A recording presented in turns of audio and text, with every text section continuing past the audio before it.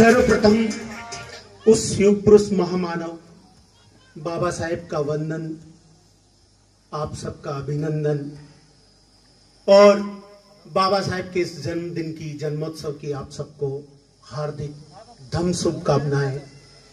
जोरदार तालियों के साथ हम बाबा साहेब के इस कार्यक्रम में शरीक हुए हैं।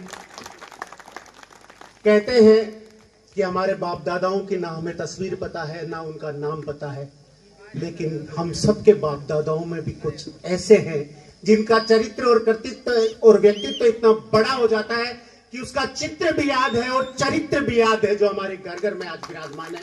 आज उसी बाबा साहेब की जयंती हम मना रहे हैं। निश्चित रूप से मैं आपको 10-20 मिनट बोल करके आज बड़ा रसपान करवाता, लेकिन मेरी मजबूरी है कि मुझे जाना है। ऐसा ही कार्यक्रम मैं पिछले 9-10 साल से करवाता आ रहा हूं, एक शाम बाबा साहेब के नाम, और मुझे खुशी है उसी कड़ी में आज अपने परिक्षेत्र में एक शाम बाबा साहेब के नाम होना शुरू हो गई है। 10-5 जगह से निमंत्रण है, लेकिन मैंने कहा 13 तारीख का कार्यक्रम मैं खुद ही करवाता हूं, तो कहीं जा नहीं सकता। यहाँ इन लोगों ने बड़ा आग्रह किया तो 5 मिनट के लिए आया। बाबा साहेब पे क्या बोलूं, इतना ही बोलूंगा कि आप यहाँ बैठे हो ना सब, और मैं यहाँ बोल रहा हूं ना, ये अधिकार किसी मानव ने, किसी ने हमें दिया है, तो वो बाबा साहेब। याद रखना, ये बड़ी आसान नहीं थी जिंदगी।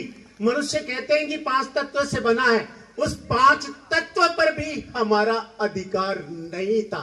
ना पानी पर, ना जमीन पर, न सांस लेने पर, केवल खुला आसमान हमारे लिए था। 4 तत्व प्रतिबंध थे, वो अग्नि भी प्रतिबंधित थी। जब सोचिए उस 5 तत्व प्रतिबंध लगा दिया गया हो और किसी व्यक्ति को उन चीजों से वंचित कर दिया गया हो, फिर खेत उसका नहीं, फिर मकान उसका नहीं, फिर शिक्षा उसकी नहीं, तो सोचिए वो व्यक्ति कैसे आगे बढ़ सकता है। आज जो महिलाएं बैठी है ना, किसी भी वर्ग की हो, 50% आबादी है ना, तो मैं पढ़ने का अधिकार नहीं था, घर से बाहर जाने का अधिकार नहीं था, नौकरी तो करना बहुत दूर की बात थी, घर से बाहर पढ़ने के लिए नहीं निकल सकते थे। लेकिन ये अधिकार किसने दिया? मुझे पता है, आपको भी पता होगा। ये अधिकार देने वाला ये बाबा था, मेरा बाबा। तब आज आप ताली बजा रहे हैं, ऐसे कपड़े पहन करके बैठे। मैं बड़ा आपको दिख रहा हूँ बहुत अच्छी ड्रेस सेटअप में, आप भी बहुत अच्छी ड्रेस सेटअप में है, और ये बाबा साहेब भी सूट बूट में। इसने खुद ने सूट पहना है, लेकिन पूरी दुनिया को सूट पहना करके चला गया, वरना तो हालत खराब थी। खेत में किसान काम करता था, लेकिन वो खेत उसका नहीं था। जो मजदूर काम करता था, वो वक्त उसका नहीं था। जो मजदूर काम करता था, उसकी मजदूरी उसकी नहीं थी। तो सोचिए, उस खेत का मालिक बनाने वाला, उस मजदूर को उस मजदूरी का समय तय करने वाला, उस मजदूर को उसको मजदूरी देने वाला कौन था धरती पर? तो वो मेरा बाबा था, वो मेरा बाबा था। सोचिए, आपको बहुत कुछ बताया गया है। आपको कहा गया कि विज्ञान पढ़िए ना आपने, विज्ञान में आपने डार्विन का सिद्धांत पढ़ा होगा कि जीवन एक संघर्ष है, इस संघर्ष में वही जीवित रहता है जो इस संघर्ष को जीत लेता है। और वो किसके लिए था? संघर्ष किसके लिए था? जीवन के लिए। जीवन में क्या चाहिए? रोटी, कपड़ा, मकान, शिक्षा, स्वास्थ्य, और इन चीजों पर तुम्हारा अधिकार नहीं था। कपड़ा कौन सा पहनोगे, वो भी तुम्हारा नहीं था। पढ़ने कौन जाएगा, वो भी तुम्हारा नहीं था। स्वास्थ्य किसका ठीक रहेगा, वो भी तुम्हारा नहीं था। अरे क्या बात करते हो, देसी घी के लड्डू बना करके नहीं खा सकते थे? वो भी किसी एक वर्ग का अधिकार था, तो वो ही बना सकता था। आपके पास पैसा हो चाहे नहीं हो, ये नहीं पढ़ा तो चकवाड़ा 1934 की घटना है, और वहां पर एक सुनार समाज ने देसी घी के लड्डू बना लिए थे। तो उस सुनार समाज को देसी घी के लड्डू बनाने पर प्रतिबंधित किया गया था, उसको दंड दिया गया था। सोचिए, जब ये ऐसा हुआ 1934 में, तो तुम्हारी तो शादी क्या होगी? सोचो, अपने आप को खड़ा करके देखो। एक धोती पहनने पर, जो धोती वो लोग पहन सकते थे, वैसी धोती पहनने पर 1934 में उनको प्रतिबंधित किया गया। तो सोचिए क्या क्या दुख हुआ होगा, कैसे कैसे जिंदगी दूभर गुजरी होगी। और उस हालात में जहां विद्यालय के बाहर बैठ करके कोई पढ़े, चांद को छूना आसान हो और मटकी को नहीं छू सके, पानी पीने के लिए इंतजार करे कि कोई आएगा और मुझे पिला देगा, वहां पढ़ करके वो व्यक्ति जब विदेश जाता है और जाता है, अमेरिका जाता है, ब्रिटेन जाता है, और उस समय की नहीं आज तक की सबसे अधिक डिग्रियां लेकर के बैठा है। और एक डिग्री तो ऐसी है पूरे विश्व में दूसरे ने किसी ने नहीं ली है। वो लेने के बाद व्यक्ति अमेरिका नहीं रहता है, ब्रिटेन नहीं रहता है, आता फिर उसी सड़ांध में, आता फिर उस दर्द को झेलने के लिए जो खुद विष पिया था, उस विष को मिटा करके तुम्हारे जीवन में अमृत भरने के लिए मेरे बाबा आया और उन्हें इस व्यवस्था को बदला।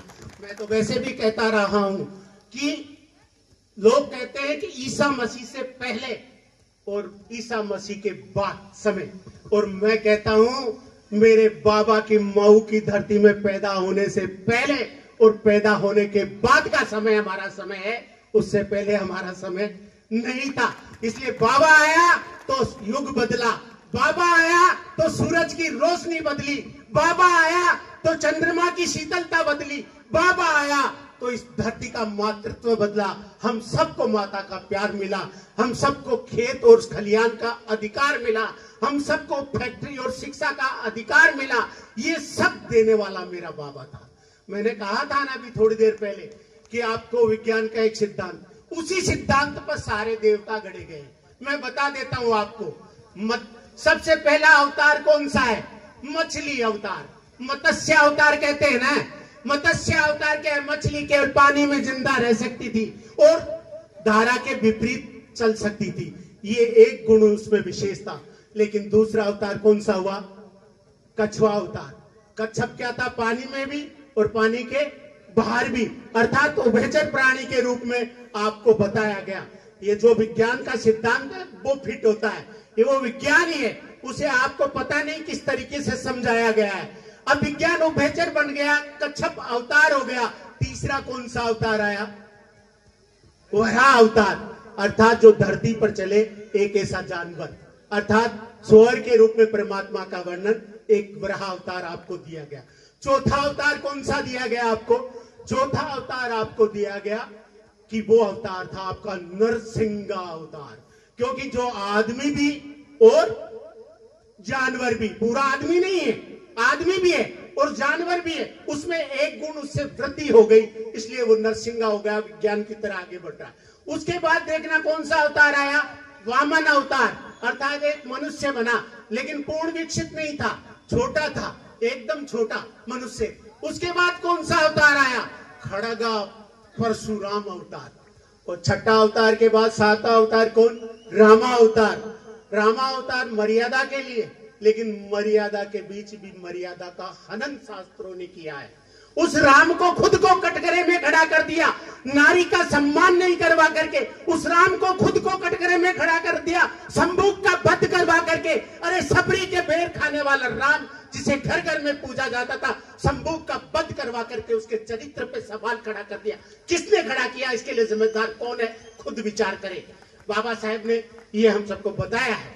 क्या राम का चरित्र, जो मर्यादा, जो एक पल में सिंहासन को त्याग करके चला जाए, वो अपनी पत्नी की अग्नि परीक्षा कराएगा, एक नारी की नाक कान कटवाएगा, या फिर एक संभोग को पढ़ने के लिए सजा देगा? अगर ये करता है तो वो राम, फिर उसके चरित्र में थोड़ी खामी आ जाती है। इसको सोचना, एक बार पूछना उन कहने वालों से, कथा सुनाने वालों से, करे बख्श दो इस राम के चरित्र को, उसकी मर्यादा का तो हनन मत करो, इसको रहने दो, तुम ये मत बताओ।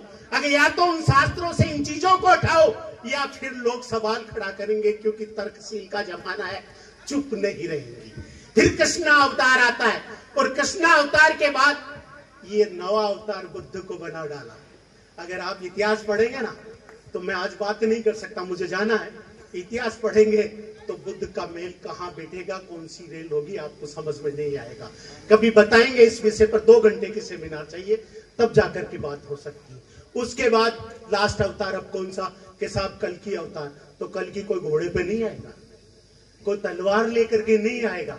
कल्कि अवतार होगा कल कारखाने का, अर्थात शिक्षा का, अर्थात कलम का। और वो अवतार मऊ की धरती पर 1891 में बाबा साहेब के रूप में हो चुका।